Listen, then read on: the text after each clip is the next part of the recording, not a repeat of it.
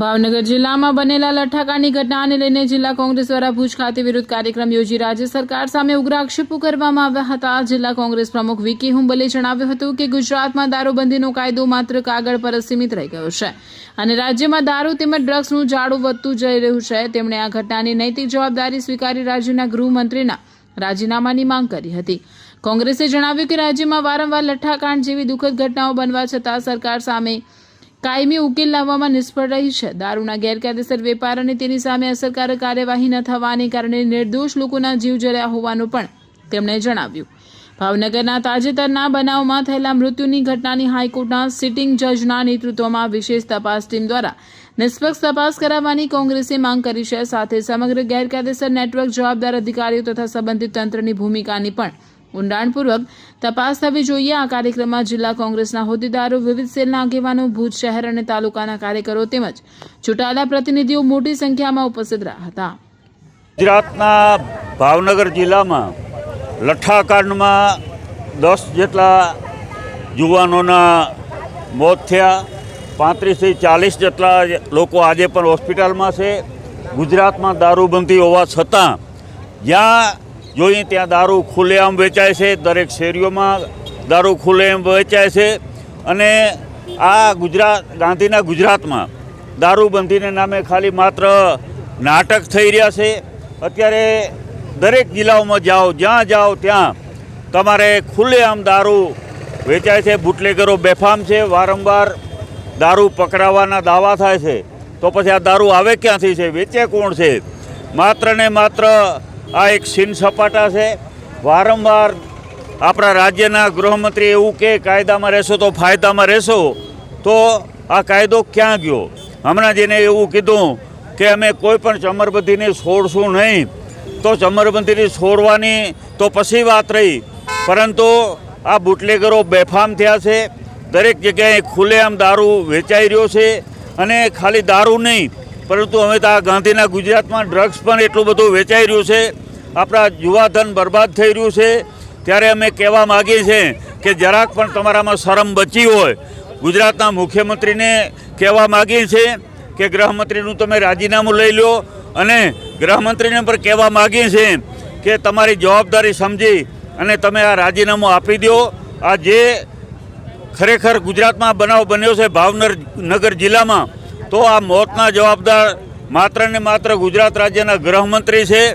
અત્યારે મોટી રકમનો હપ્તો બુટલેગરો પાસે તે લઈ અને ખાલી અહીંયા પોલીસ નહીં, પરંતુ આ ભાજપની સરકાર, ભાજપના મંત્રીઓ અને ગુજરાતમાં એમનો ગાંધીનગરમાં કમલમ છે ત્યાં સુધી હપ્તાઓ પહોંચે છે।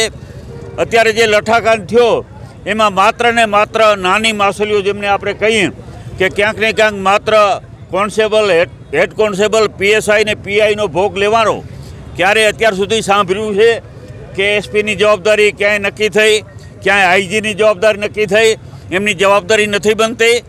તરત ક્યાંક એવો બનાવ બને એટલે સીધો એના પ્રેસ બોલાવી અને પોતે જ્યારે ફાંકા ફોજદારી કરતા હોય, ત્યારે આજે અમે કહેવા માગીએ છીએ કે ખરેખર માત્ર નાના કર્મચારીઓ નહીં, પરંતુ જે જવાબદાર છે, જ્યાં સુધી હપ્તાઓ પહોંચે છે, એસપી હોય, આઈજી હોય, આઈજી એ રેન્કના એ કક્ષાના જ્યારે અધિકારીઓ સામે કાર્યવાહી થશે, એમને તમે સસ્પેન્ડ કરશો તો જ કંઈક પરિસ્થિતિનો સુધાર આવશે। બાકી વાતો ગમે એટલી થતી હોય, ખરેખર અમે ગૃહમંત્રીને કહેવા માગીએ છીએ કે આજે તમે એમ કીધું કે અમે આખા રાજ્યમાં દારૂબંધી માટેની ઝુંબેશ ચલાવશું। હવે આજના બનાવ પછી ક્યાંય દારૂ પકડાશે તો ગૃહમંત્રી પોતાની જવાબદારી સમજી અને રાજીનામું આપીશ એવી ખરેખર એની જાહેરાત કરવાની જરૂરિયાત હતી કે ક્યાંય પર ગુજરાતમાં દારૂ પકડાશે તો હું ગૃહમંત્રી તરીકે રાજીનામું આપીશ। આ ગૃહમંત્રીને કહેવાની જરૂરિયાત હતી।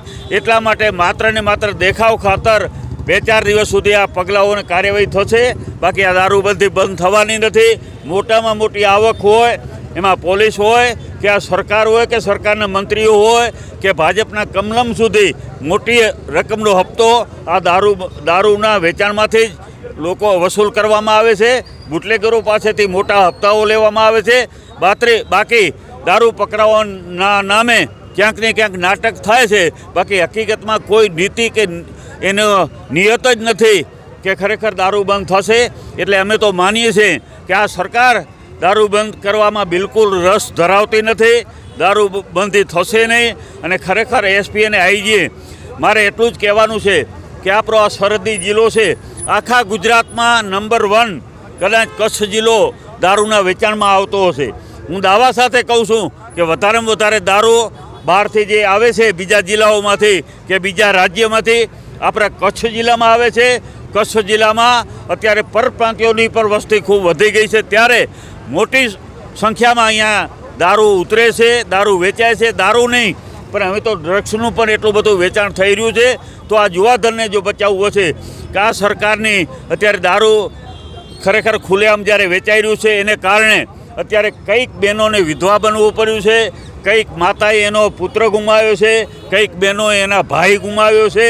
આવા અનેક બનાવો અત્યારે ગુજરાતમાં બની રહ્યા છે, ત્યારે આ ખરેખર બનાવથી ગુજરાતની સરકારે બોધપાઠ લેવો જોઈએ.